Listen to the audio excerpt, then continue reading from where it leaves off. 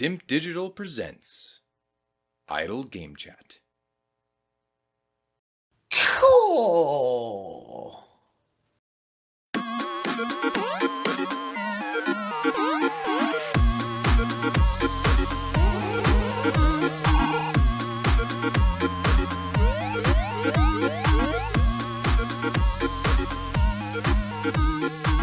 Hello, Apps here from Dimp Digital. Welcome to Idle Game Chat. This is the weekly video games podcast where we give our impressions of the games that you can play today and react to the latest news from the wonderful world of video games. We're here every Monday on your favourite podcast app and YouTube, absolutely free. This week, I'm joined by the disgraced and dishonest Dimp Digital gaming quiz charlatan. It's Le Sheet.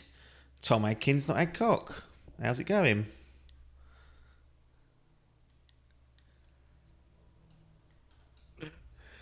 Stupendously fine. I don't even know what that means. I've made that far. Good. How'd you feel about your new intro? To be honest, it broke up and I couldn't really hear it. I just heard the sheet. You'll hear the rest next week then. God, blew it. You were just cutting out just as it. My internet is faulty this evening, so yeah, down on a technicality. It could really cost us, unfortunately, but we're going to persevere. First show of 2022, so we couldn't blow it. Although we have left ourselves time to come back if it does blow, but at present, it's holding up just about okay, and we'll just see how we go. But it is 2022, new year, new start, and lots of different games, lots of different bits and pieces that are ready to go. Now, last year we kicked off the whole show by introducing the gaming hype list, as we called it then, and did a whole episode on that.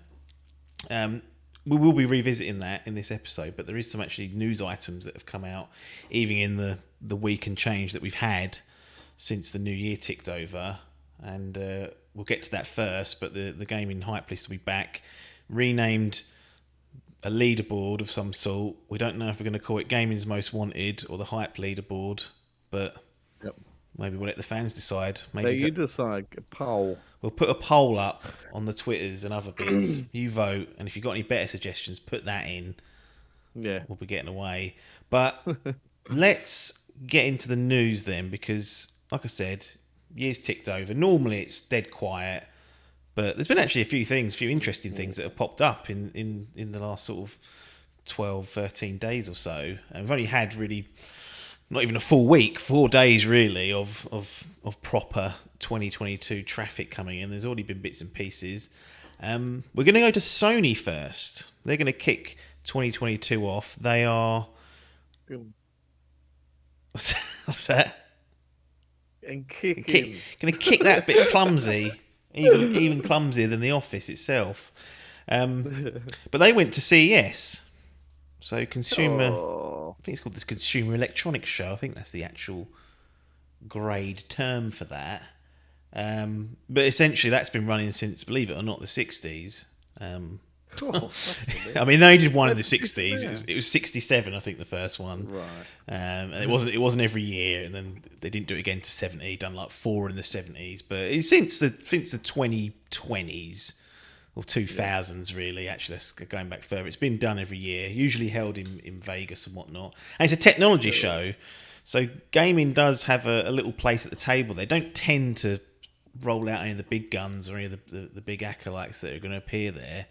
But Sony decided to be a good time to reveal some interesting details about the PlayStation 5 or the PlayStation Vr2, which will be a PlayStation 5 only device. So that's the first thing to get out of the way. This will not be available to PS4 owners, so they're looking ahead in building that. There were rumours and murmurings that this was a thing and that Sony were going to carry on investing in it. I found that quite surprising because, for me it wasn't a major hit, but evidently it was doing quite well in the VR space, and at one point was the top selling VR headset out there. And I think the Quest 2 has put pay to that with its sort of tetherless low price entry, but Sony are coming back for another crack. So here's the kind of highlight details. I said it's a PlayStation 5 device, so you will need a PS5 to play this. It's not a standalone. Oh, good luck getting one of them. Yeah, well, this will maybe we'll come on to that, but it's got to be tethered into that PS5, so it's not going to be Quest 2 jobby where it's wireless and whatnot. But this time round, they're simplifying it very slightly. They used to have a separate box that you'd have to plug the device into, plug the PlayStation VR into. That would then sort of pass through the signal onto your PS4. Little bit of a rigmarole. Now it's just one single USB-C cable, so that makes things a little bit easier. Upgrade for sure. They've upgraded the resolution, going for a 2K in each eye, which will make 4K here or there. 3D audio, unsurprisingly, is going to be part of the headset device that it's plugged into, and headset vibration. So, I mean, I don't know how I feel, but I feel like if they made a standalone just headset with that, I would probably buy that. Just like, imagine getting rattled with bullets and then it's shaking your head. Headache after 3 minutes of that. Yeah, that's absolutely a thing. That might be something that people turn off, especially if they're already getting motion sickness and then they're getting their heads rattled around like they're in a fucking war. So like one of the more bigger things actually, eye tracking. So as far as I know, this is new for consumer level VR kits. So it will be. What are these boss eye people? What happens to them? You know what? I actually don't know. I they're going to fuck your game up. Make light of it, but I actually don't know how that will operate. That's a good question. Probably, I'm sure they thought of that, and maybe there's a way around it. But this is something that's new, and it actually, at first, I was a bit like, well, all right. I know there was eye tracking on some of the webcams that you could get for games, but in doing a bit of further reading, the suggestion is that it can offer some interesting development opportunities, more so that it will help focus where they're going to render the graphics based on where you're looking at. So the idea is that they'll be able to work out that you're looking at this you're focusing on this area of the game, and everything around it's going to be almost peripheral. They haven't got to render that in crystal clear clarity, and they can just focus on getting what you're focused on, and it will dynamically change as your eyes move. So could be something that others will be looking to introduce. I guess it's all about implementation. On this old subject of simplification, no separate camera required. So again, previously you'd need the PlayStation camera to have the PSVR work and track your headset. So that's now removed. It will just be a standalone. Well, not a standalone. It'll be a headset that needs no other tools to track it. That's absolutely the best thing for that. Is there a camera for the PS5? There is a camera, yeah. There actually is a PS5 camera. I actually bought one because I was thinking, might do some streaming from the console. And I'd done a few trial runs, and it was diabolical. It really was. It was not up to snuff, so I sent it back. No chance. That went back. New PSVR2 Sense controllers. So none of this Move bollocks that we had, which I think were PS3 peripherals, if I remember correctly. Oh yeah, was it just was that Dance or I can't remember what even used them now. There was a buzz on that of something separate, wasn't it? There was a game, like a quiz show game, where you had thing on it, and there was it was like they looked like fucking dildos, didn't they? Yeah, I mean they were useful for that as well, believe it or not. First-hand experience, like pop those on. But so we've got an update from those. Adaptive triggers are going to be part of that. Haptic feedback also part of that, and it's going to have finger tracking. So again, these are sort of steps that have already happened, but it's good that at least they're keeping up in that space. Not confirmed whether the OG PSVR games are going to work, although given that the PS5 is backwards compatible, one would assume they would need to make that work. It's a huge library of games that you've probably been claiming every month on PlayStation Plus like I have. I just claim it. I haven't got a VR headset, but I think I'll claim it. I'm having that, yeah. And you don't really want to be... The people that are going to buy this are likely to be people returning who had the PSVR and enjoyed it, so you want them to have access to that. We got to see Horizon Call of the Mountain. So that's a VR game. What are we doing here? Well, this is where the story ends, actually. In Forbidden West, you can't get the last chapter unless you play it in VR. Aloy's true ending canon is locked away behind... Imagine if they have done shit like that. Probably Half-Life. I wanted to play that. I I ain't know. buying no fucking what's it called for that. Isn't there also a really interesting story in Batman related to the VR game? Like, I can't remember the details of it, but there's an Arkham. I know it's the thing that Biff didn't let you finish when you went round there. But if you if you read up at what happens, like that's like mind blowing. So I don't think Sony will do that, but we never really know. Gorilla and Firesprite. That's one of the new studios they purchased last year, co-developing that. So we'll see how that pans out. No price, so sounds expensive. In all honesty, all this bits and pieces. I think the last one retailed at the same price as the PS4 when that launched. So could be. I mean, 450 quid would be what they may be targeting, but again, all speculation. So, what do you think of all this? I mean, as far as I know, you haven't really jumped into onto the VR train just yet. Sony offering something here that will plug nicely into your PlayStation. You've got a PC there as well. But is Sony here offering something that's potentially bollard grabbing? Not really. Mate. I saw that it's one single cable to the headset. Yes. Or something. So I was like, right. Okay. Better. That's much better. Just have that going on the back of your head. Fucking wire that in, down your top. So it's much better. But, I mean, the only thing I've ever really owned of VR was when I first got one of my Samsung Galaxy phones. Yeah. I got one of those VR headsets that came with it. Mm-hmm. And to be fair, I used it quite a lot. Like I was taking it around people's houses and showing them and that. And I think we went round Biff's to play his PlayStation VR and you brought that and we had a go on sort of both of them. Yeah. Right. It's that roller coaster one where you stand there and right, yes. try and not fall over. It was. Yeah, we did play that, didn't we? There was like a shark tank one where you're in like a sort of cage underwater. But but I've always just found them very gimmicky and like they're fun for 5 minutes, and then I was like, well, I ain't gonna play a game like this for 30 hours or something. No.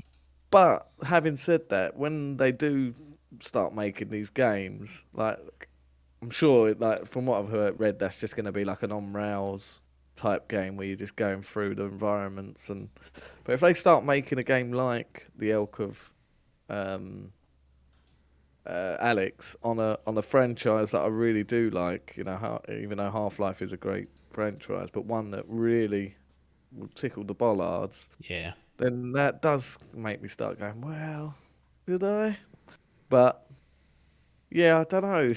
I'm still not fully committed to getting one yet. I can't see myself going down the Biff Road. Round 2. No, it's. What about you after testing? Well, I did have last summer. I had the Oculus Rift S, which I purchased with intention to keep it, mainly to play Half-Life Alyx. Was it last year or the year before? It was 2020, wasn't it? I did that. Wasn't last year. Bloody, I mean, that's how quickly those 2 years have gone. I've really got confused. I think when I went on the Social Monkey podcast, Bridget was asking me how long I'd been doing it for, and I said, I can't remember how many years I said we've been doing Dimp Digital for. But I went back and listened, and I was like, that's not right. My head was still thinking it was 2020. It wasn't. It was 2021. Yeah. It's been flushed away. Had another year on that. Yeah. So I spent about 2 weeks playing Half-Life Alyx, and it was the headset was just too unreliable.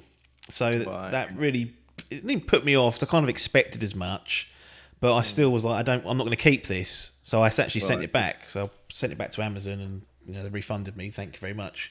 Good customer service. But having thought about it, it's still sort of tethered, untethered or nothing. Yeah. If I'm going to go exploring VR again, I really want there to be no wires. And I know that Quest, is it? The Quest is the wireless one, the Quest 2.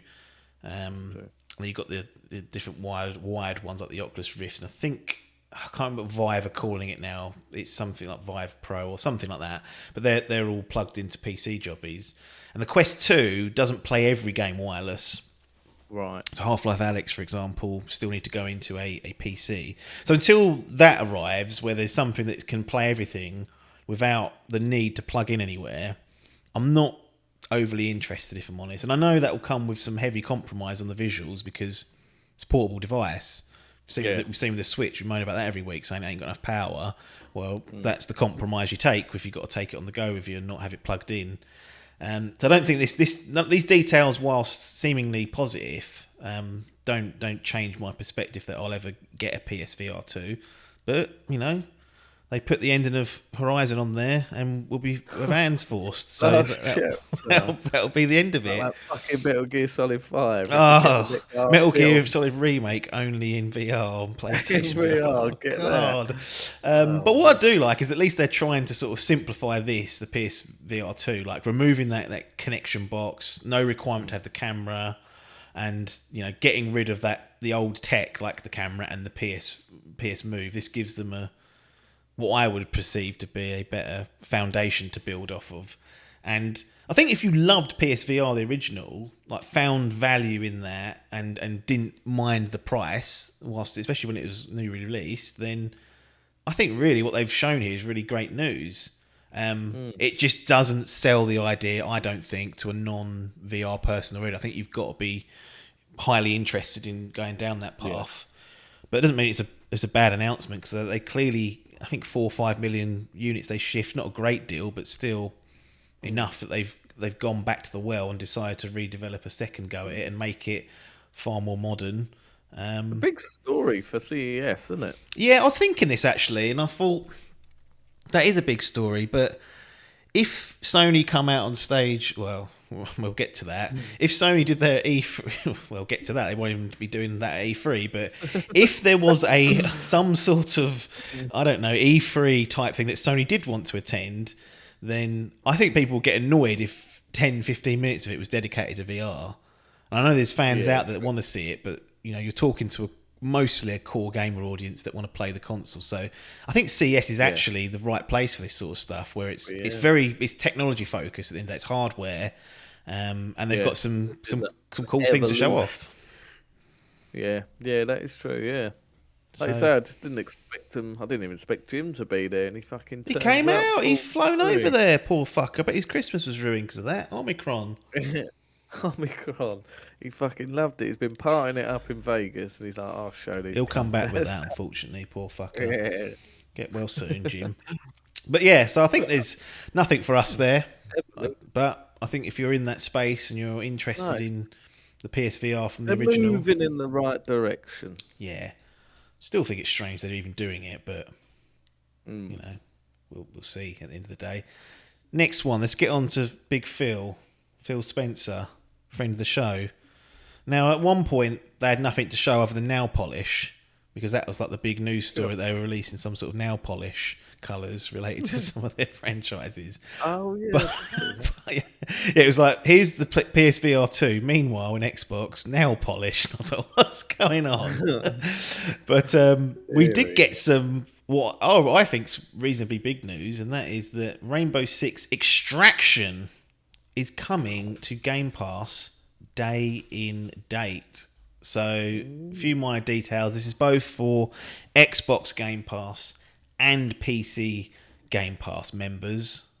So, if you're on PC, you can take advantage of this. If you've got both, you know, you can pick your poison there. As I said, it will come out on launch day, which is scheduled for the 20th of January 2022. And Rainbow Six Siege will also arrive on PC Game Pass the same day. That's already on the Xbox and the cloud servicing, but that will now be on PC as well. Ubisoft Plus, the plan is to bring that to Xbox, but not bundled into Game Pass. Yeah, so it will be. I read that as it was. I was like, oh, excellent! So I get all the old fucking. Thought I could get Far Cry 6 out of that. I know, yeah. But so this is reasonably significant. There's two stories there. One that Ubisoft Plus is coming to consoles, and the other that Rainbow Six Extraction is coming to Game Pass. Let's start with Rainbow Six Extraction. Are you likely to give this a go now? Because I feel like, particularly between us two, it was a bit of a lukewarm, like, well, we'll see, sort of job. Like the Back for Blood, when that was on there, was like, we'll see. True. It's one of those jobbies. So it depends what's going on at the minute, but there's every chance. I mean, we did have a couple of sessions on on Siege, didn't we? Did we do? I seem to remember doing like a. Did a free weekend, I think, one time, and done the terrorist hunt. Because that's right. Did I watch it or was I in it? I can't remember now. I remember if I was in it or watched it now. But yeah, so there's that sort of potential. But again, just like having that availability that it's a free, never even sniffed it. I definitely wouldn't have got a purchase or a look at it if it wasn't, if I was having to pay full moolah. But it was scheduled to come out at the $40 mark, which probably would have been either £40 over here or 35 usually. Right, so it wasn't a full blown 60 UK pound jobby. So it's a bit of a budget title in that sense. That's positioned, but still. Yeah, still potential. Yeah, maybe. I sort of put it in that same sort of bracket as things like Battlefield, where might be a potential to play it, but like we've got a 10-hour trial to that. I've not even sniffed it. It's not my jam. No. Not anymore anyway. You used to love it when a Battlefield game comes out, but now, what if a duck's back? Yeah, it does fall. I mean, for me, the chances of playing Extraction have absolutely increased because being a played up member for another year or maybe two, I can't even remember, of Game Pass, this will just be there as part of that. It's nowhere near a banker for sure. It's absolutely not near that, because if it's crap, I ain't going to waste my time playing it, no matter how much the value is seemingly being offered. But it's a PvE co-op, so that gives it a better chance. You know, it's not mono a mono, it's work together jobby.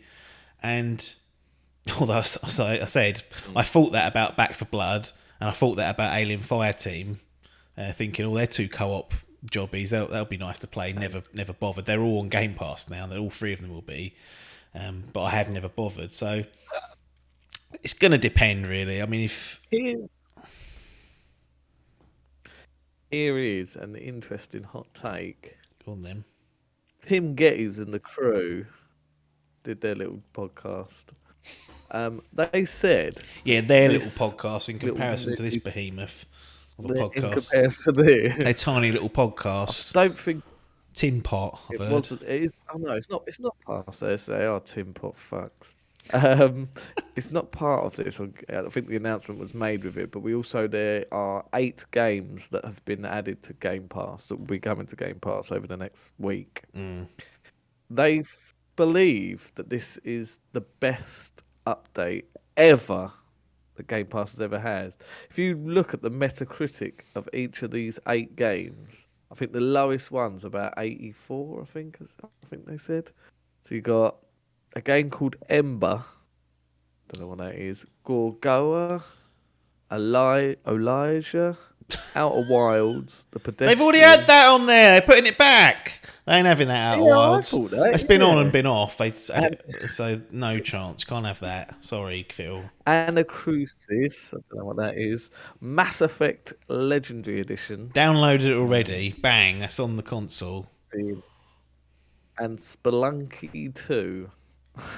Which apparently was like, it was going to be the absolute bomb, like the bomb diggity, that is the dog's donuts of a roguelike game. Yeah. But apparently it came out the same day as Returnal, and Returnal sort of just shit all over it. Oh, I wonder why that got pushed under the curtains. So Spelunky 2, and it was still about, I think, like 87, I think it got. It got high, but because people were so sort of just like amazed by Returnal, that poor old Spelunky really got pushed under. But yeah, all those sort of games, you sort of look at them and don't recognise them, and you just sort of go, yeah. But apparently they're all absolute gold mines, apparently. Well, Phil certainly trying to get more and more on there. Is this going back to Extraction itself? Is this a big get for Big Phil Spencer in Game Pass, or is it a big opportunity for Ubisoft to make some cash on something that perhaps they are not confident that was going to perform well via traditional methods? Like who's got the better deal out of this? We have as consumers, certainly, but as consumers, 100%. But you don't typically see Ubisoft games on Game Pass, to be fair. No, they haven't been. I don't think they've put. Never.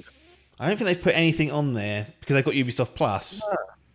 Exactly. So yeah, I'm surprised. And for this day and date on a game that was, the Siege is huge. For a long time, it has been, and it's a Twitch fucking #1 concurrent fucker all the time. It's always when there's like a tournament on or whatever. It's always lurking. So it is a huge game. As much as there ain't much in there for us single player bandits, crikey.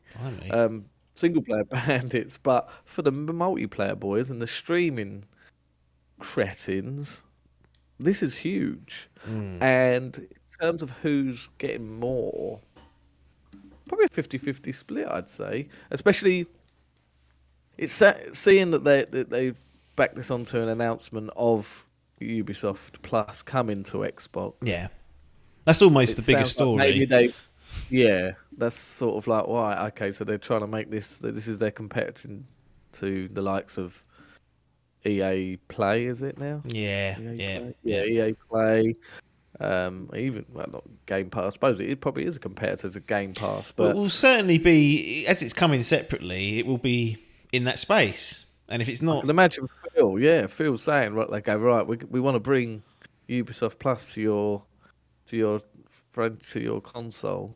He's like, yep, but we want one of your fucking games. I mean, that day in, day out. That absolutely could be part of it. And Phil will also say, I'll take 30% off those Uplay Plus. They will. They absolutely will. Anything signed up through the Microsoft Store, they take a cut off. So, I don't see a world where Ubisoft Plus displaces Game Pass, because the diversity on Game Pass and the amount of games is just better. But it certainly is a competitor stroke, another service on there.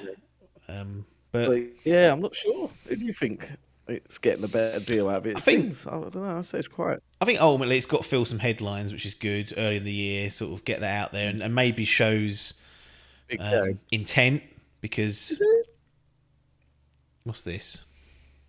What I saw like literally 10 minutes ago.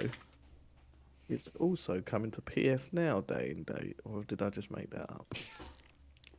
I mean, if that'll be late breaking news if it is indeed. It would, wouldn't it? Because that means Ubisoft are taking fucking bungs, but I've not seen that on my travels, if I'm honest. No, it's not. I don't think it was that. No. What else is there? No. Is there something on Ubisoft? I swear I saw something. PS Now. And it will be day and date. Let me. Hold on. PS Now.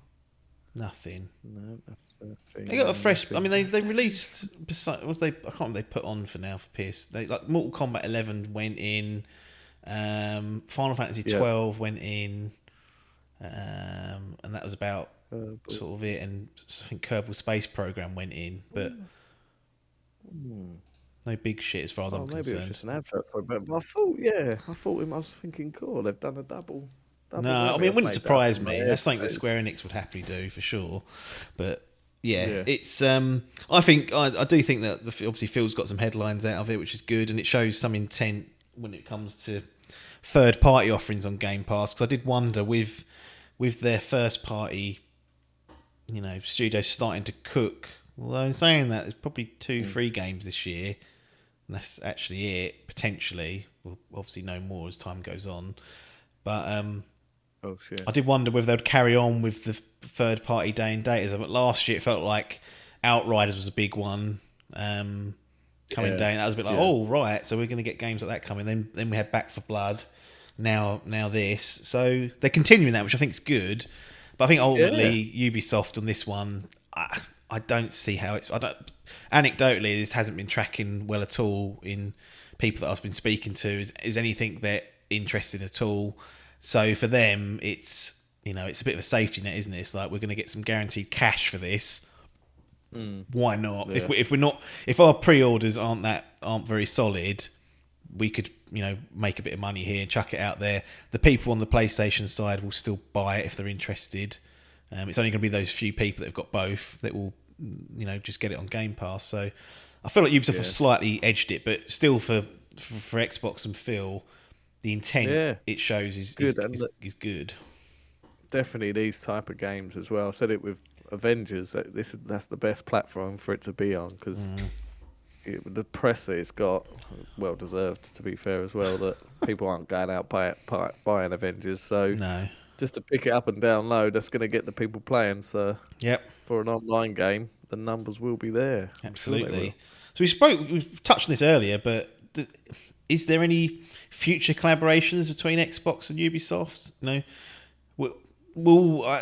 So part of me thinks that we might get a watered down version of Ubisoft Plus that drops into Game Pass. Like you don't get Far Cry 7 day and date. You don't get Assassin's Creed day and date. You get Rainbow Six Extraction and smaller titles. But what you do get is after 12 months, then you get the Far Cries, then you get the Assassin's Creed. So it's sort of like a vaulted service. Yeah. Maybe that has opened a door for that. Because I just don't see how many people are going to be sitting there on the Xbox saying, I'm going to buy Ubisoft Plus as, instead of Game Pass or as well. It just too many groups. They've got a lot of games, Ubisoft, but nowhere near. And people always go, they're all the same. Open world too. Like, wow, how many flavours of that can you have? It makes more sense to me if they do some sort of collaboration with Microsoft. And I could see that. They've had a history of that wasn't that fucking game that made us Beyond. No, Beyond Good and Evil. Beyond Good and Evil. That was on like 360, wasn't it? Yeah, Not on it's on the back compat. On the back. I actually thought, I'll go and replay that and ready for 2, and where's that gone?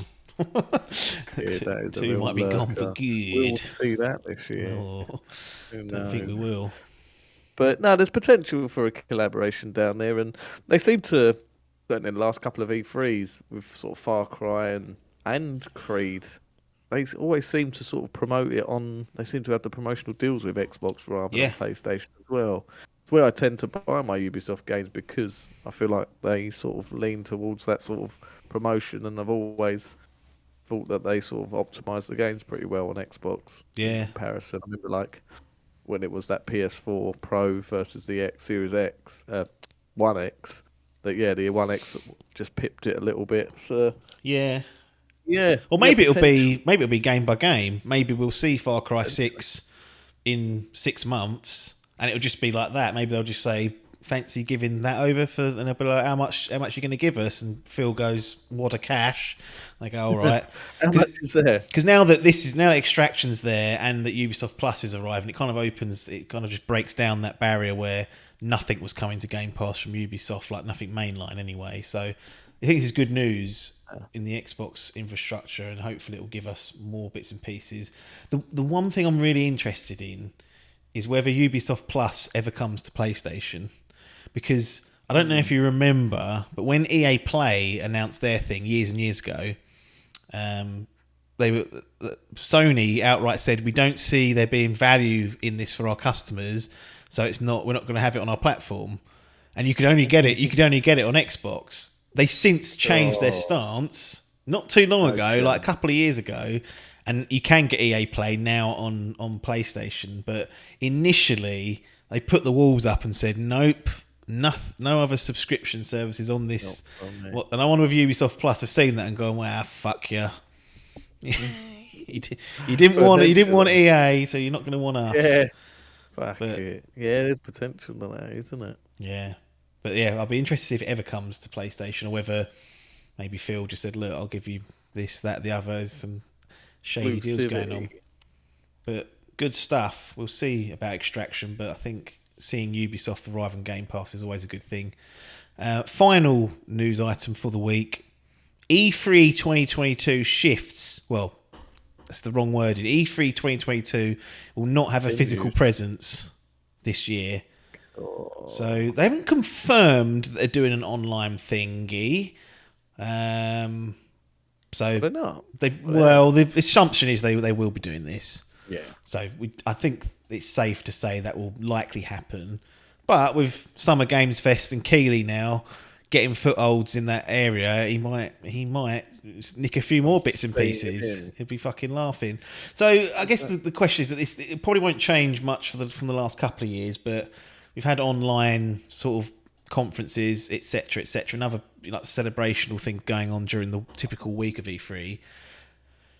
no game journalists going to E3 California, all flying in. Do you, as sitting there with Wakeful Internet, care that there's no physical convention taking place? Because you weren't invited. I hate to break it, Jenkins. You weren't going to get an invite. I don't think they've invited us again. I drove past the place they always have it. Oh, it's called now Staples Center or something. It's just called like a convention. I think it's just called. Is it the conventions? It's like an Excel type thing, isn't it? I drove past there when I was on my honeymoon back in 2016. Right. I took the love for a drive. I went, I know where we're going to go. And I drove past and I went, one day. Los Angeles Convention Center. Los Angeles Convention Center, that's it. So yeah, that is the closest I've been to it. Is outside in a car, and that's the closest I'll ever be, I'd imagine. Well, but you can go with public now if you want to pay.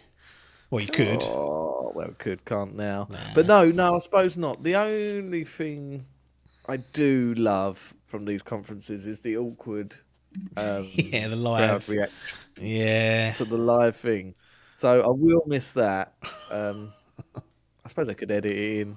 Yeah. But yeah, the cool thing I did used to like is you get sucked up in the hype of it, but you did also get the leakers video in their play sessions.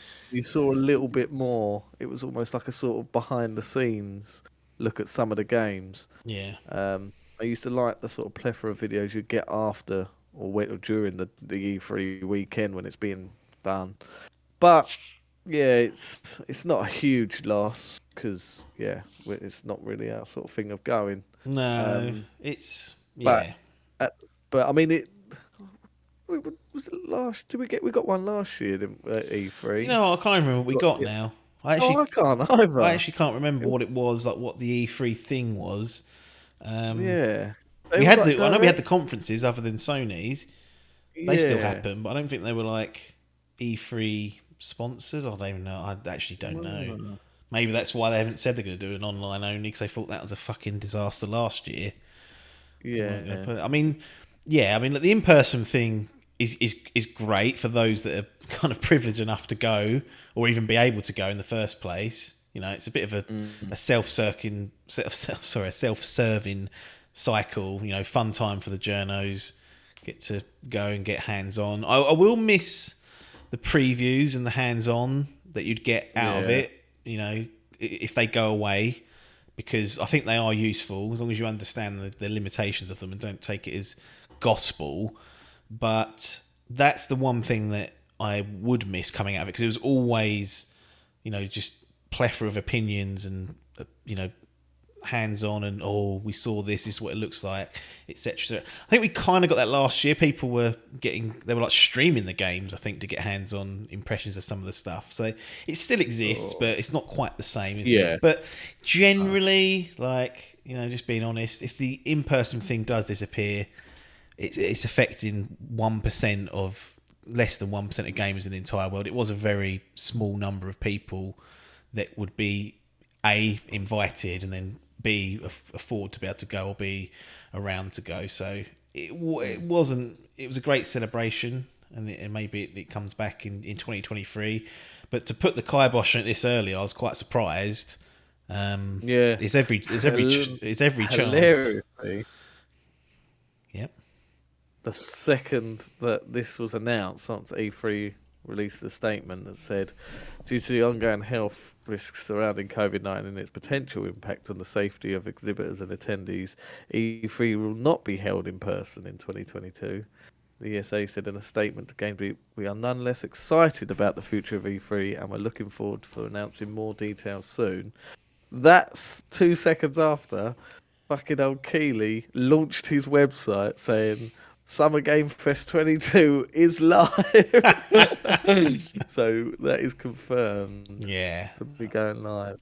So Keighley jumping on there. Just he knew this announcement was happening. He's like, yep. Potential. So, wow. But yeah, so no announcement then. So yeah, it looks like a year of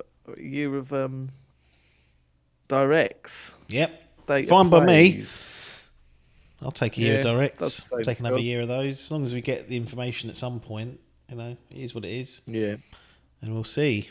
We'll see about that and see what Keeley, whether he tries to steal lunch money from. Yeah, we had some big. Was it Elden? Yeah, you got Elden Ring last year, didn't? That was Summer's Game Fest, wasn't it? Yep.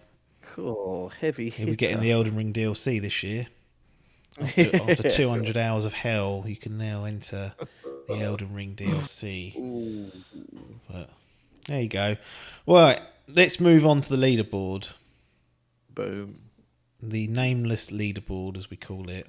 Nameless. You, the fans, vote. You get to vote. Do you want it to be called the Gaming Hype Leaderboard or Gaming's Most Wanted Leaderboard? I'll leave it up to you guys.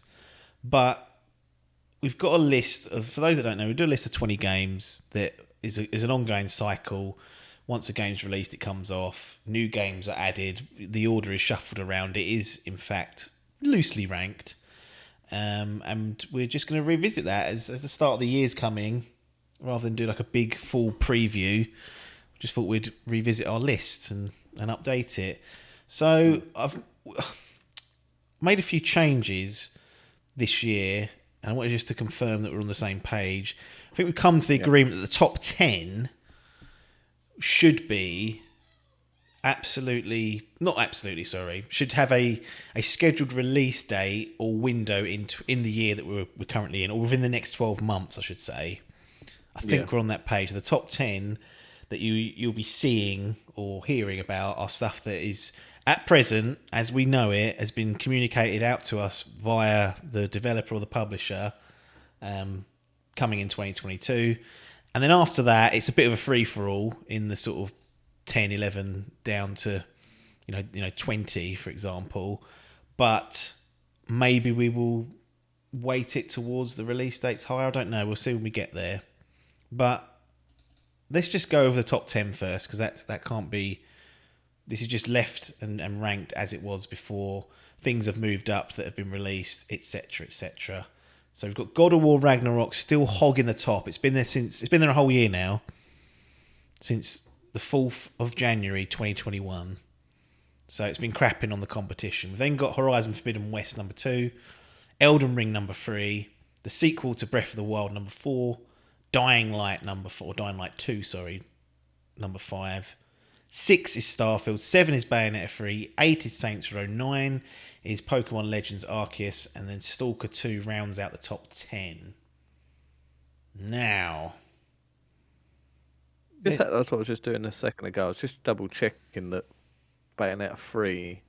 it just said 2022. 2022. Yeah. But it does, on the official Platinum Games website. It says, I can hear people are crying already. They're saying, "Oh, hey!" They're going, "Oh, what are you going to have if it's got to come 2022? What are you going to do in October? They have no games left." Well, once we get past E3, once we get into July, that's when we'll open it up to 2023. So there'll be those games for the next year. Sort of like be a year and change extra. So don't be crying about that. But with that top 10. I mean, just the top sort of. I mean, is God of War still number 1? Because I know you had reservations because Corey ain't directing it. Is one thing that people don't like. It's closing out the chapter as well, which some people were like, "Oh, that seems soon." Quick and trilogy minimum. Yeah, that's what most people assumed. So there's a few things there that make it maybe less tantalising than it was when we first saw the screen, which was just God of War Ragnarok 2021, and we all knew that was bollocks. Yeah. But is there anything that's there? I mean, for me, the closest runner is Horizon Forbidden West, simply because it's coming so soon, and we've seen a lot of it now. They are starting to release, ramping up stuff, information. They're starting to show. And it looks fucking good. Yeah, it does. I'm sort of almost at that point now. I don't want to watch anything else because it's. I've pretty much stopped. Yeah. Yeah. I just want to. I'm ready now. Here's my hot take. Go on then. I don't think God of War's coming this year. Okay. I don't think we get it this year. I've been feeling this over the on last couple of weeks. He's crapped on it. I don't think we're getting it. I think we are due one more delay. Oh. I think this is going to be another stinker. I think it's set. There's leaks that God of War Ragnarok is coming in September. But I feel late I don't enough know. to get a delay out of the year for sure. These games, I think, yeah. Ooh. I got a feeling that they'll replace this with something. I think we'll get maybe this Last of Us remake There's been rumours about September, that. and they'll postpone this. I don't know. I've just got a horrible feeling that this isn't. We didn't have God of War and for Horizon in the same year, did we? No, we had Breath of the Wild and Yeah. Horizon God of in the War's same next year, year. didn't we? It seems two big titles in one year. I don't know. I've just got a horrible feeling that it's going to get delayed because it's still not got a release date yet. That's alarming, even though it's 9 months. But still potential. I don't know. I just have a horrible, and therefore the hype of it has dropped a bit for me. Has it dropped? Has it dropped enough? And the inevitability that Horizon's going to be in our hands in 6 weeks. Does that pop it up to the top? Potentially, yes. Let's just do it. Me. Let's be sensible about it. I think it's because it's so close. Corey don't care. He's not directing this one. No, that does put me off. I mean, I'm sure it's going to be a brilliant game, but yeah, I just have a feeling this year. I just have a feeling it's not coming. It's not coming this year. I think Breath of the Wild 2 ain't coming either. No, I tend to agree with that as well. Okay, so Horizon's gone to top, which is fine. That's coming in a few weeks. I feel like we know a lot more about that. That's looking really good. So that's fine. Does God of War lose any more spots? I mean, we've got I tell you what, I've called off on Elden Ring heavily since the technical test. I've got to say I have. Yeah, I have. I've not really looked into it much. No, I suppose God of War could stay there for now. It's held on to it. I tell you what, though, does Dying Light go above Breath of the Wild 2? Potentially. Has a release date, and again, it's coming round the corner. 3 weeks. 3 weeks. Yeah. 1, 2, 3, 4 weeks today. 4 weeks. It'll be in their hands. Oh. So that's another one, and I am quite hyped for that. Depending though, that's another one. Does it get a purchase? Would it get enough play before Horizon? Got a week. No, you ain't. You got 2 weeks. 2 weeks. Unless I'm excited for it for sure, but I'm obviously in that mode where I'm trying to not play too much at the same time. Cool shit. Yeah, I've got to say, Dying Light's got the potential to bleed over into Horizon, and I don't want to be rushing Dying Light because I don't want to be doing that to it either. The sensible thing seems to be to just bide my time for a couple of weeks and going. But if Dying Light comes out to 97 Open Critic, I have to have a look at it. I have to start investigating properly and be like, well, what's what we're seeing here? What's going on? But I just don't think it will get there. I think it's going to be mid to high 80s tops. I mean, the first one got 70 odd, so I know we love it, but it won't. If it came out again to that, I would still be heavily interested in playing it, but I'm not sure I would rush out to get it in lieu of waiting for Aloy to appear again. What about Arceus? That was the dream. I mean, it's lucky to be on the list, in all honesty. It is, because it just the showings that it had, it just looks. There's a new draft. It looks like an old 3DS game. It does. There is a new trailer that dropped today. I think it's only in Japanese. It's only in Japanese. I didn't even watch it. Japanese. So, but yeah, so it'll be. I think it's coming tomorrow in English, but it's a sort of overview, Bloody hell. And it does make it look more Breath of the Wild and does make it look prettier than I have seen. But again, I'm with you on that one. It is lucky to be on there. It's bad though, because as soon as if it the hype delivers, if it delivers on the promise, it's going to get purchased. I mean, that's 3 weeks. It's an extra week, and it's on the Switch. It can be played in bed. It can be squeezed in. You know, I would if the prophecy comes home and it ends up being as good as it could be, and it's like the dream, I have to take a considerable look at it. But the confidence just isn't there. No. Out of all these 10, I mean, Stalker's again lucky, and that might get bumped off. We'll see in a bit, but I'm going to mark Stalker as one that could be knocked off because that's called Saints Row. Saints Row's another one now that's been bumped back to August. I think Pokemon could go above that. Yeah, I was thinking. If you're handing out gifts to Pokemon, I feel like we can do that now, and no one's going to complain. No, Saints Row is lucky to be in top 10 at the minute. I mean, I'm interested in it. I'm sure I'll probably get it, but having now seen gameplay and that, it's watered down hype a little bit. I'm not as, oh wow, look at this. It's more, it sort of looks like new Saints Row, what I sort of, not what I expected. I expected a bit more, to be honest. I was expecting more GTA levels of fidelity and that, but it sort of just seems, it looks like a bit like a Crackdown 3 to me. Like that sort of. Not ideal. I've put Saints Row down to 9, Stalker's 10, Pokemon is 8, Bayonetta is 7, Starfield 6. Does that need to be going up? I don't want to push it down personally because I feel like it's a long way away, but it's a long way away. Bethesda. But we still haven't seen. It's Bethesda. It's a big thing, but we still ain't seen anything other than in-game. No, that's fair. Cutscenes. We can leave it alone. So yeah, well, I think it might have to stay there for now. Unless I haven't seen what's on that. So yeah, see. Yeah, I think this second half is going to be things. So yeah, I think that's pretty good then, to be honest. Xbox seem to be promoting Stalker 2 a bit more now. Well, and they went off and did that NFT shit, didn't they? And it wound people up. So everyone's going, that's lost some fucking having that. I've marked Stalker and Saints Row as red as potential drop off. I mean, at the bottom two anyway. So if whilst we're going through this, something pops up and we're like, yes, those are the ones that are going to suffer out of it. I think it'd be prudent to leave the top sort of 8 with Horizon taking top spot weeks before its release, God of War, Elden Ring, sequel to Breath of the Wild, Dying Light 2, Starfield, Bayonetta, Pokemon, and then we've got Saints Row and Stalker 2.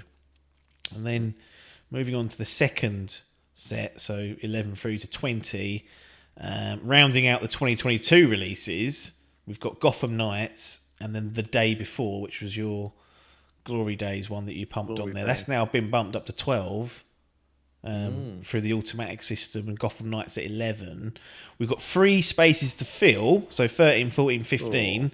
And then at the bottom, I've put all the stuff that hasn't got a release date or is coming 2023. So they can they could go to the top, but Spider-Man 2 could go to 11 if you wanted.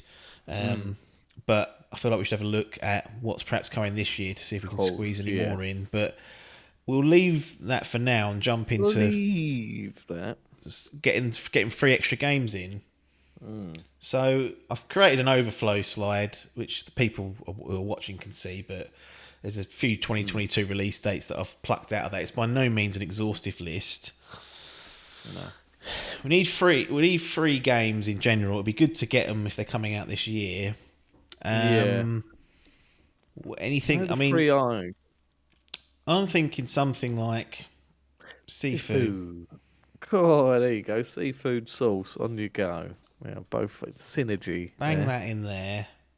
That's not done any harm, is it? No, I'd probably put that quite high. Maybe depending on this list. Get it on there. I'll put it in at 13. I was going to say, put it in at 13. We'll feel that we can move them about. I'm not. Extraction Game Pass. Yeah, see, I was thinking that. I was like, I feel like throwing it a bone there. Otherwise, I would not even have sniffed at it. But the fact that it's going to be playable. Do we reward Phil? Does it get onto the prestigious list? No. No. No. When it comes out to hundreds, 10 out of 10s, we'll be kicking ourselves. Yeah, 10 out of 10. I'd rather see Kirby on there for a laugh. for shits and giggles. What about GT? Gran Turismo 7? I was just about to say, yeah, that's one that's Because you love these 3 fucking months beautiful away. racing I feel games, like even though you don't play them. yeah, these no, that is true. I've got 7. No, Sport. I borrowed it off my brother. I've played it like an hour. Yeah. But I feel like this is PlayStation haven't had a racing game properly, have they? Dirt 5 maybe. But Yeah. this is their technical showcase, whereas Horizon 5 was Xbox's. So Yeah. it's got people sniffing. I think certainly you'll be more interested in this, wouldn't you? Well, the trouble with Gran Not. Turismo is that it is motor racing, which is good, but it does that thing where when you play through the career mode, most of the races you partake in are 3 laps, and you're just stuck. You just put on the grid 7th, and it's like, there you go, off you go. And it's like that's not. It's not. It's I know there's options multiplayer to do proper racing on it, and etc. etc. But I'd happily put it on the list, but I would not. I would if it doesn't make it, I wouldn't cry. Yeah. It's a weird list. This is. There's a lot of bag of shits here that I'm not really that. What's the bags of shit I've then? Seen, well, not bags of shit. Well, but call them bags of everything shit. That's what we've called them now. Stuff that I've seen is my hype's gone down. Like kill the Suicide Squad, kill the Justice League. Yeah. After seeing gameplay of that's drawn me down again now. So that's got no chance to get on the list. Rocksteady. Right. First game in 8 years or something stupid. Yeah. If the fact we got Gotham Knights on there, I am more hyped for Gotham Knights. I think that does look the better of the two. But after seeing that trailer, it wasn't what I was expecting. Forspoken is another Deathloop for me. I can see that game coming out as a 96. No, but just from what I've seen of that, I'm so not feeling that game for. So that's not going to make it. Amy Hennig crapped on next. Oh. Dang it. Hogwarts Legacy. Well. Fuck off. Tiny Tina's Wonderland. No. Redfall. So this is the No, we're running out. No, Redfall. I hate you. I don't even know what you are. I don't know who you are, but I hate you. So what we got left? Sifu. Cool, That's broke on the list.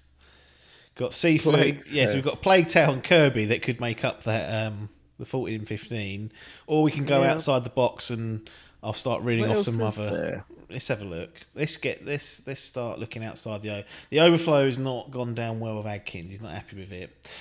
So let's have a little look. So Total War Warhammer 3, no, going to be a good game, but not really our bag. So that's that. No. Destiny 2, The Witch Queen, no.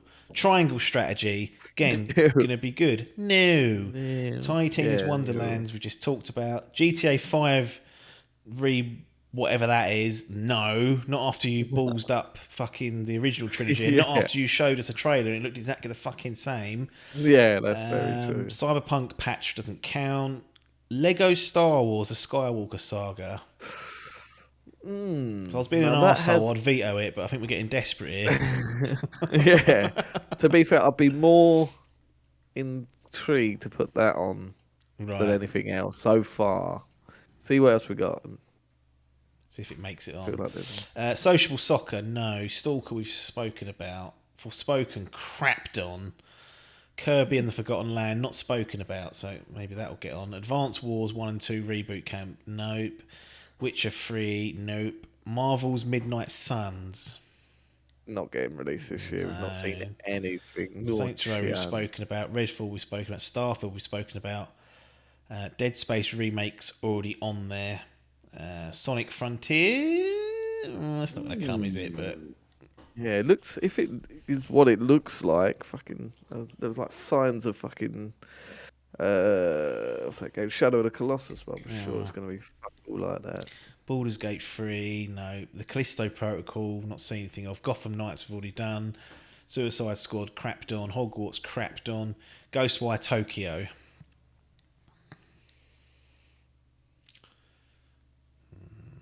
No. The Plague Tale we've got on here. We'll talk about Mario plus Rabbids Sparks of Hope. Again, good game, but not really my bag or your bag. Even Sniper Elite 5, no. Splatoon 3, no. Gollum, that fucking trailer looked trash at the Game Awards. Bayo 3 we've got on, and then when we're getting into the lands of stuff that's not coming or very unlikely, like Hellblade 2.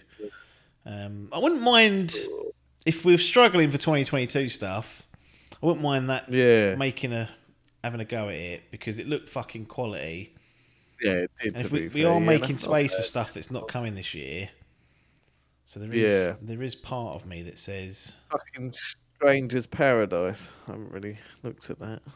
Stranger of Paradise, the Final Fantasy Origin. That bloke shouting chaos for 45 minutes. Yeah, sick of it. Nah. No, so to be it, I'm pretty open with this. So maybe I haven't played. I do really want to play that Plague's Tale. I've got it on my PS5. It is good, to be fair. Like it is decent for what it is. It's not. I was just shocked that it was a full price game when I played. I was like, oh wow. So did I buy it or I bought it cheap? I think. And had I not bought it cheap, I would have been a bit like, But reasonably harmless. Some people are saying. Yeah. So let's see if there's some long. So Hellblade, I've put back onto the overflow because I think that might make it on. Fable, we've not seen anything extra of. Final Fantasy 16 is already on the back end of that list. Hollow Knight, Silksong, no. Bloodlines 2, Overwatch 2, no. Diablo 4, no. Creed Infinity, no. Dragon Age 4, no. Perfect Dark, no. Metroid Prime 4, no. Beyond Good and Evil, no. GTA 6, no. Yeah, and then we got Spider-Man, which we've got. What about something like? So I think we're going to have to fill it up with stuff that ain't coming. We've got Spider-Man on there. I think we've got Wolverine on there as well. Yeah, Wolverine. What about stuff that's been announced at the Game Awards that hasn't got a date? So stuff like Alan Wake 2. Does that deserve a shot? Does Wonder Woman? Wonder Woman doesn't. Slitterhead, no. Knights of the Old Republic, maybe. Ooh, potential. And after that, we were struggling. So basically, it's Alan Wake 2 is the other option. Barrel of shite. So how many? So we've got Sifu's on there, and we've got 2 spaces left. 2 spaces, and I think we were aiming to do 2022s, but we've hit our heads against a brick wall there. Yeah. And now it's like, do we just put on 2023? There's no chance thing will be 2022 then, do you reckon? What's that? Fucking Iceland. Hellblade 2. If you see it in 2023, you'll be lucky. But that's not to say it can't. I mean, this is the whole point of the second 10s. It can be made up of this stuff that we want to track. Yeah, I'd like to keep it this year, though. I don't think we can, mate. Yeah, we're struggling here. Put Forspoken on if you want. It last. We could put Extraction on. As we are now sniffing, we could put that on. Are we actually sniffing though? Or are we just saying it's gone from 1% to 4%? Yeah, that's very true. Yeah, that's true. See, that Forspoken is definitely one of those games where I've watched bits and pieces of the trailers and I'm really not hyped. But if that does come out to a 90 or 88 or something, then I will go, maybe I'll have a look. Final Fantasy 15 team. Does that give you any other bollard? 15. What's that? Final Fantasy 15 team. So we've got good history with them. Oh, right. Is that okay? Could it sneak on? Could potentially. I suppose we can leave these. Yeah. Yeah, we've got these ones as well, haven't we? Fuck it, yeah, let's just stick. Right, put Hellblade in. Yeah. Okay, Hellblade, yeah, okay. Hellblade's going in. Hellblade goes on because that was. I am leaning towards Forspoken. Put Forspoken in. Just as a helm, like it could be to. It could be it could be good. Like if it does, I'm literally leaving out to the critics to decide whether I play that game or not because I can't be asked to be interested in it. I'm not really feeling what I've seen so far. I've not give it enough time really. I should sit down and go because I mean, if it's them, I thought it was going to be Final Fantasy 16, and then they announced Final Fantasy. I was like, what the fuck's the other game then? Yeah. But yeah, it looks crazy, looks weird, but meh. So we've got 14 2022 games on there. Yes, that's not bad. So that's all scheduled, delays inevitable. Right. So we don't say for sure they're going to be getting that. Now it's a case of I'm looking at. So this is the stuff that's not. We're pretty sure won't come 2022. We've got Senua's Saga, Hellblade 2, Spider-Man 2, Final Fantasy 16, Wolverine, Project Eve, which has gone quiet recently, and then Dead Space Remake. Yeah. Does any of that need reordering? Does Senua's Saga top the non-2022 list, or should Speddens 2 be going away? Speddens 2 is, of all those games, the top daddy. Okay, but I feel that's so far away. Well, Hellblade might be further away. Yeah, that's true. I think we'll see Spider-Man before Hellblade. You think? Yeah. Honestly, do. They were still fucking about in Iceland until the other week, and they pulled that trailer out their arse. See if there's been any leaks. It's unknown when Senua's Hellblade 2 will launch, but you shouldn't expect to play it until holiday 2022 at the earliest. No. I'm putting Spider-Man above it. Alright, put Spider-Man. Right, go Spider-Man, Hellblade, Final Fantasy, Wolverine, Dead Space, Project Eve. Does Project Eve hold on to that? Just. Cool. Aris. Then I'd go Sifu 11. One sec. Sifu 11. What else did we put in? Sifu 11, the day before, and then Forspoken. Yeah, so it's Gotham Knights the day before Sifu. You want Sifu top of that. Top of that one. Just pop it in at 11. Gotham Knights. Who's doing that? Is that Montreal? Does day before go above or below Forspoken? I'm more hyped for the day before, and we are seeing gameplay in that now. Yeah, for me it does. Just leave it there then. For you to watch that trailer I sent you. It will get you hyped. Indie 2. And it's coming to PlayStation as well, I think, isn't it? Oh, so I've got it here. Sifu 11, Sifu. I'm going to get that wrong every time. Gotham Knights 12, the day before 13, 14 Forspoken, and then we get into the non-2022 stuff. Yeah. Happy with that? Yeah, I think that's it. Right, let's do a full rundown, then we'll close it down for this year. Well, not for this year. We just started the fucking year. 52 more weeks of this, so we won't be having any time off anytime soon. Number 1, Horizon Forbidden West. Number 2, God of War Ragnarok. Number 3, Elden Ring. Number 4, sequel to Breath of the Wild. Number 5, Dying Light. Number 6, Starfield. Number 7, Bayonetta 3. Number 8, Pokemon Legends Arceus. Number 9, Saints Row. Number 10, Stalker. Number 11, Sifu. Number 12, Gotham Knights. Number 13, The Day Before. Number 14, Forspoken. Number 15, Spider-Man 2. Number 16, Senua's Saga Hellblade 2. 17, Final Fantasy 16. Wolverine is at 18. Dead Space Remake at 19. Project Eve at 20. Nothing giving you an aneurysm as we read that out. No, nothing there. Good. Right, that's the leaderboard. Now, is it going to be called the Gaming Hype Leaderboard, or is it going to be called the Gaming's Most Wanted Leaderboard? You guys decide. Go over to twitter.com/Dimp Digital, find the poll, and vote for the least worst. I'm not saying any of them are good, but vote for the one that's not as bad as the other one. That's what I'm asking you guys to do. If you do have any sensible suggestions, write them in, but sometimes we've already made our mind up, and we do these polls just to trick audience into engaging with us. So, little peek beyond the curtain there. You've been duped. But that'll be the leaderboard done with. Don't think there's anything else to say, Adkins. I think we've navigated a Happy New Year.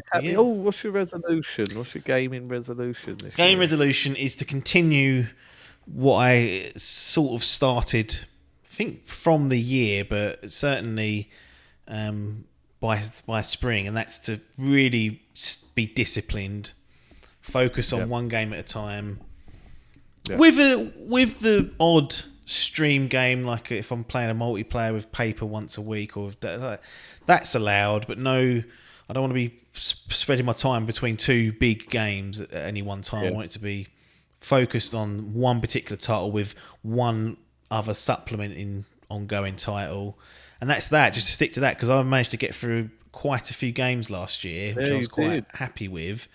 I had a really good year, considering it was a quiet year. Yeah, I got time to play through Monster Hunter World, which was like a good 90 hours. Replayed Horizon Forbidden West, that was 70 hours. Played through, cleared a lot of shit off my backlog. Yeah. Played a few Game Pass games. Played everything that I wanted to. Now that I've managed to get through Guardians, I got through that. I finished that in 2022 technically, but it was started in 2021. So just that carry on that discipline of focusing on one particular game.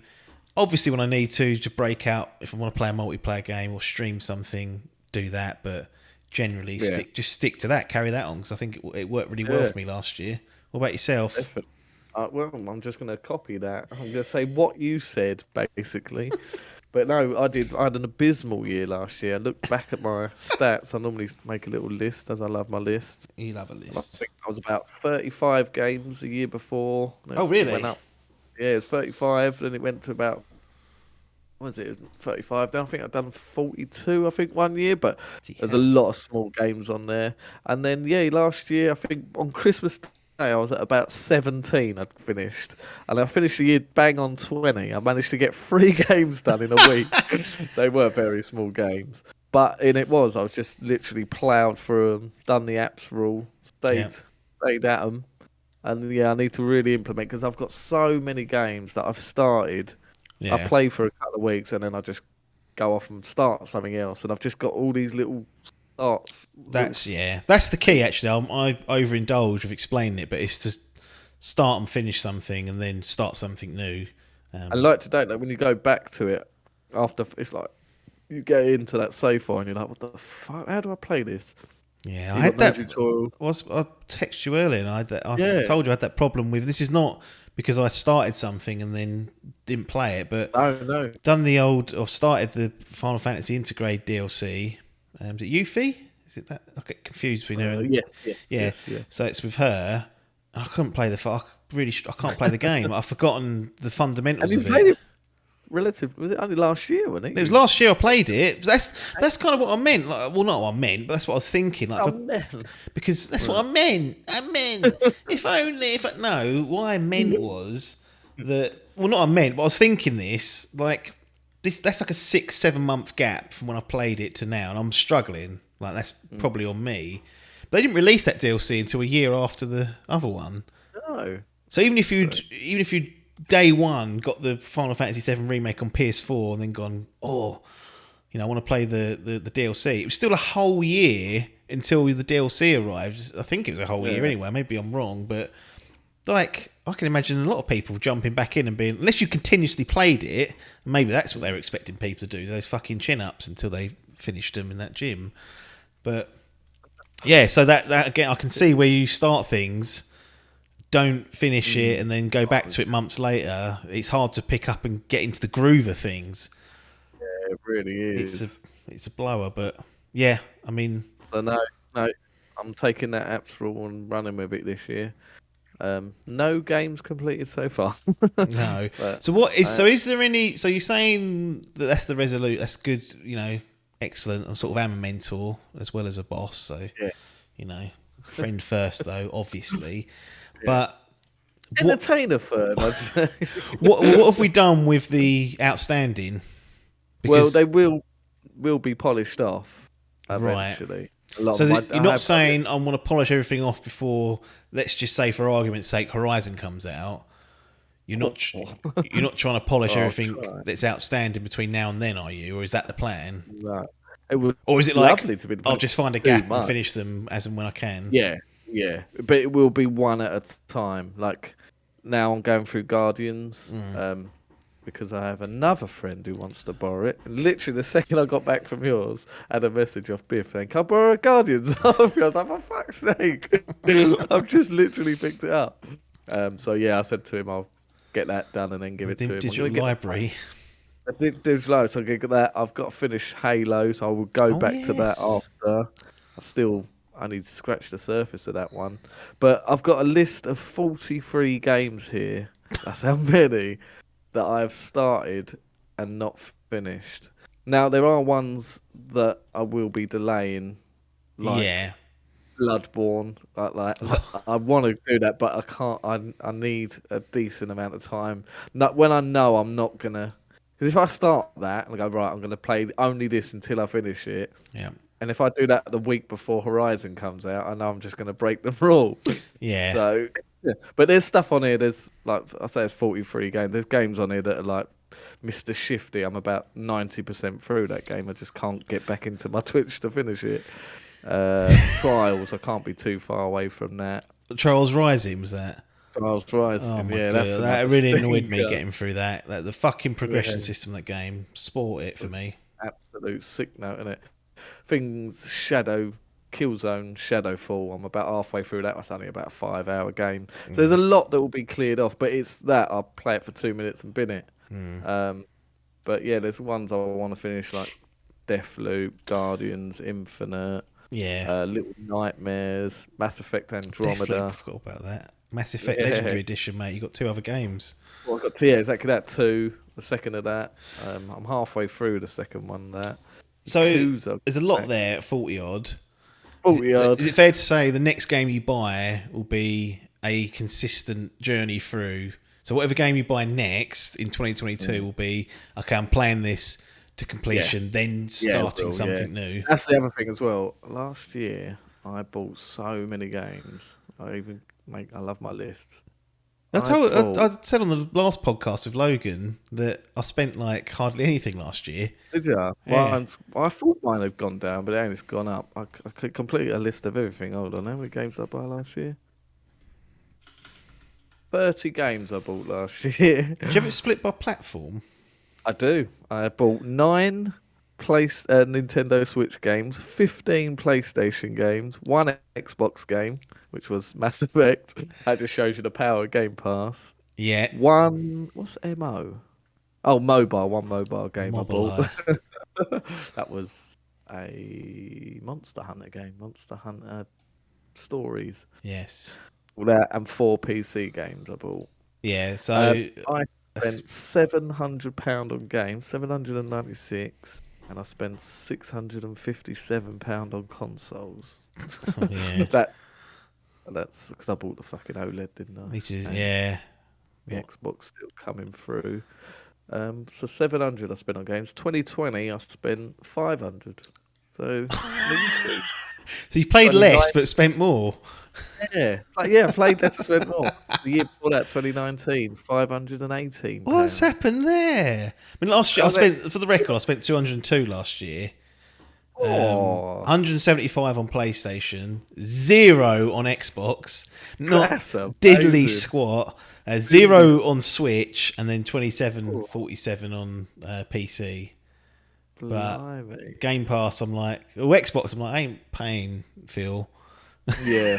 No, to be fair, I do it by month as well. Yeah. And the most I bought in a month, aside from January, was free. Yeah, free. Free is the most I bought in a month. In January 2021, I bought 1, 2, 3, 4, 5, 6, 7, 8, 9, 10, 11, 12, 13, 14, 15, 16, 17 games. I went mental last year. I don't know why. I just bought a load. I'll tell you why. A lot of that, 10 of those games, I bought I had a mad thing and I bought every single Resident Evil game on PlayStation. I don't know why I did that. I wanted to have So the every list. I mean, this is funny because the list. That's a good spending record there. I find that the list of started games and not finished is at 40 odd. Yeah. But if you actually included games that have been purchased and not played, and not played, cool. I must have about 15 to 20 games in their cellophane wrappers. yeah, I don't know why, and I don't have room. But yeah, I had a mad one last year, and I bought a load of games and didn't play them. But no, this year it's going to be clear back down. But yeah, it's one at a time, and there will be redundancies to pay. I will not be buying many games. I'll probably be getting the heavy hitters. oh yeah. But it's that's difficult standard. sometimes. That's the system I've employed because it comes down to timing. Because you will. Yeah. What happens is I'm overly cautious that I think this will take me 3 weeks to do, and I do it in 3 days. I'm like, all right. Now, do I risk starting something slightly bigger and overrunning and missing? Like when it comes to like Horizon, I'll probably clear something down 2 weeks before, and then I'll just play something like I don't know. Maybe I'll play New World of Paper, or I'll play multiplayer, or have a couple of weeks off and start on it. But it does come down to timing because we've got so many games coming in February. Like it's really difficult to juggle that. Like it's not going to be easy at all. But I'm looking forward to it. I'm kind of looking forward to this year because there's much more. Looks like we're going to get some pile drivers. If everything clicks as it should do, it's going to be a great year. There's going to be some loads of games to play. Could be, if everything comes out, this Yeah. could be as big as 2017. It'll be, I mean, if Breath of the Wild 2 especially comes with God of War and Horizon and Starfield is really good. It's like, and I could play all those. I could make time for them all as long as the timing's okay. But what I will say about last year is I actually enjoyed that so much that I was able just to. There was no pressure. No, I didn't feel like I missed wasn't. anything. I got through pretty much everything I wanted to play. I remember when we was doing our Game Awards. Yeah. The Game Awards, who we thought was going to win, and like when it got to like the best game, you'd played every single game, and I was like, Yeah, I had. Yeah, I actually got through all that. It never happens. So no, you did have a very stellar good year. But that's because it was quiet. Yeah. Partly as well. I was disciplined, as we saw the money being spent there. But it was a quieter year. It definitely, and I definitely got sucked into it. Like Deathloop, I bought through hype. Keener, I bought. I think I bought that day one as well, almost through hype. Yeah, it was, wasn't it? They came out close. Got through all those games and still had time to replay Horizon. 70 hours. Oh, that was. That's pat on the Starting back, the Jobby. year off the thing. Yeah. Nice finishing was start a clean. We were playing Monster Hunter at the beginning of last year. So it's nice to. Yes. Even though I have, now that there's been the hype of. Well, PC's coming out next week. Or this week, I should say. Get it on that. I was like, no, I can't be getting involved now. I've got it sitting on Switch.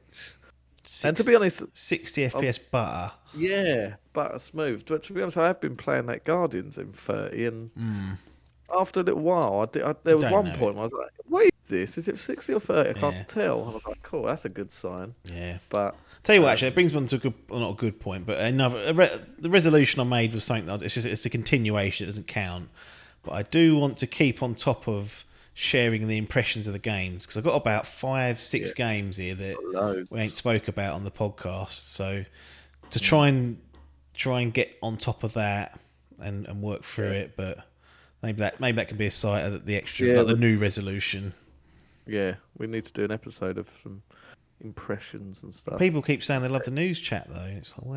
Yeah, that's the one. What I try and split is that if you get half an hour of news done, then the rest between half an hour and an hour, because I mean this is running on for 90 minutes. This one, it can be the other stuff. So this time we had the game list and the leaderboard, sorry, and then from here on out we don't have any because I've separated the fantasy gaming league draft's going to be going. It was a point actually. Once we'll start closing and bring everyone up to speed, the draft episode that's been done that will be going Friday.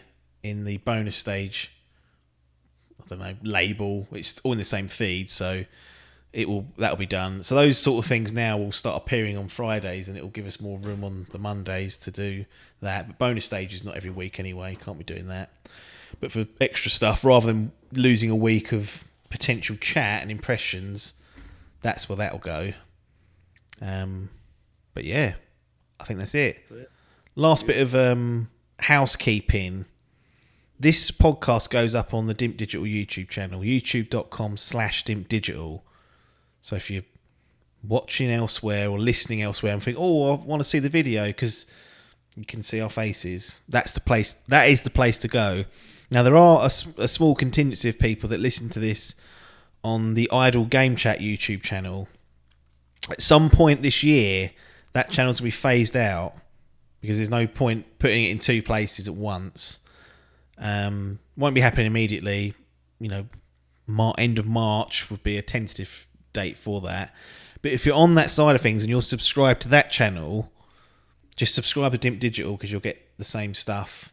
And, well, I can't make you do it, but if you enjoy listening or watching, then that's the place to do it on. So head over to Dimp Digital YouTube channel and subscribe there if you're on the Idle Game Chat feed, because the plan is to phase that out over the course of this year, because it doesn't make sense to have two. I was basically banking on YouTube doing some sort of podcasting, like proper podcasting integration. And I thought, well, if it has its own channel, then that will just become the podcast feed, but it doesn't like that's happening. So that's that. Bit of a somber note to go out on. Patreon.com/Dimp Digital. Put hand in pocket if you want. Join the community, and you can. You don't get much for it, but you put beers on tables. So think of it that way. But that's it. I'm a fan like Shelley. We could get involved in our. He don't even pay. Gets invited to the streams. I plays know. the game. He does turn up for the streams though, so that's more important, really. That's not the cash is more important. Absolutely, people turning up. It's like could get a bot to do that, but it's he loves it. But that's it. First episode of 2022 done. We'll be back next Monday with stacked up gaming impressions, some reaction to any news that happens, and bits and pieces. But nothing more for us to say here, though, other than thanks for your time and ta-da.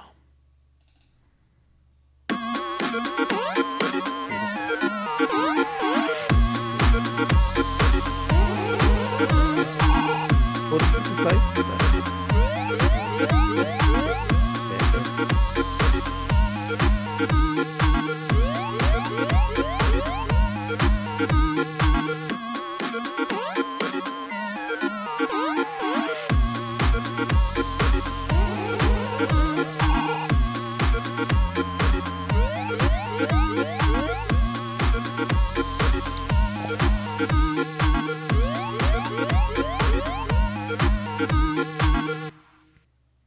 This was a Dimp Digital production.